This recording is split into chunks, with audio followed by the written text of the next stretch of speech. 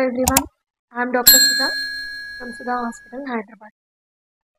ఈ రోజు వీడియోలో పీపిల్ ఎండోమెట్రియల్ బయాప్సీ అనేది ఎవరికి చేస్తాం, ఎప్పుడు చేస్తాము, దీనివల్ల వచ్చే రిజల్ట్ వివరాలు ఏంటి చూద్దాం. ఎవరైనా లేడీస్ అబవ్ 40 years వాళ్ళకి హెవీ బ్లీడింగ్, ఇర్రెగ్యులర్ బ్లీడింగ్స్ ఇలాంటివి వస్తున్నప్పుడు ఎండోమెట్రియంలో ఏమైనా తేడా ఉందా యూట్రస్ లోపల అని తెలుసుకోవడానికి ఒక సింపుల్ టెస్ట్ ఉందండి. అది పీపిల్ ఎండోమెట్రియల్ బయాప్సీ. అయితే ఈ టెస్ట్ బ్లీడింగ్ స్టాప్ అయిన తర్వాత చేస్తాం. ఎందుకంటే బ్లీడింగ్ అవుతున్నప్పుడు చేస్తే మనకి ఓన్లీ ఆ క్లాట్స్ మాత్రమే వస్తుంటాయి.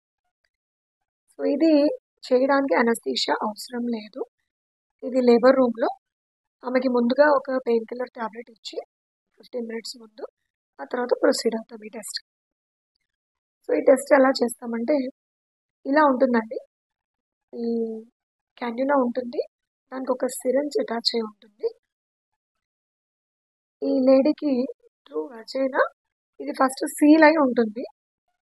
ఆ సీల్ ఓపెన్ చేసి అసెప్టిక్ కండిషన్స్లో, అంటే మేము గ్లౌజ్ అవి వేసుకుని ప్రాపర్ కండిషన్స్లో దీన్ని ఇలా వజైనాలోకి ఇన్సర్ట్ చేయడం, ఇది సర్విక్స్ ద్వారా యూట్రస్లోకి ఎంటర్ అవుతుంది. అప్పుడు మేము ఈ సిరింజ్ ద్వారా దీన్ని సక్ చేస్తాం అన్నమాట. లోపల ఎండోమెట్రియంలో ఉన్న చిన్న చిన్న బిట్స్ లాగా టిష్యూస్ ఈ సిరంజ్లోకి కలెక్ట్ అవుతాయి.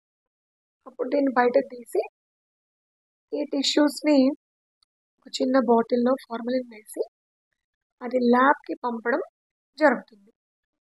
సో ఆ బిట్స్లో ఏముంది సెల్స్లో అనేది మనకి ల్యాబ్ నుంచి పెథాలజిస్ట్ రిపోర్టింగ్ ఇస్తారు. దాన్ని బట్టి వీళ్ళ ట్రీట్మెంట్ని మేము డిసైడ్ చేస్తాం.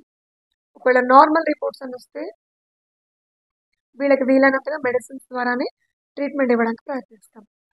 ఒకవేళ అబ్నార్మల్ అని వచ్చి ఇది దాన్ని బట్టి వీళ్ళ ట్రీట్మెంట్ని మేము డిసైడ్ చేస్తాం.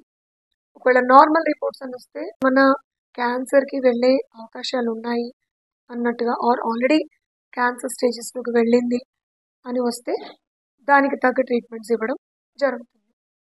సో మీ డాక్టర్ కనుక ఎప్పుడైనా ఈ పీపిల్ ఎండోమెట్రియల్ బయాప్సీ అడ్వైజ్ ఇస్తే తప్పకుండా చేయించుకోండి, హెసిటేట్ చేయకుండా.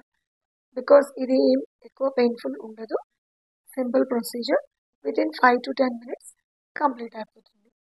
Thank you.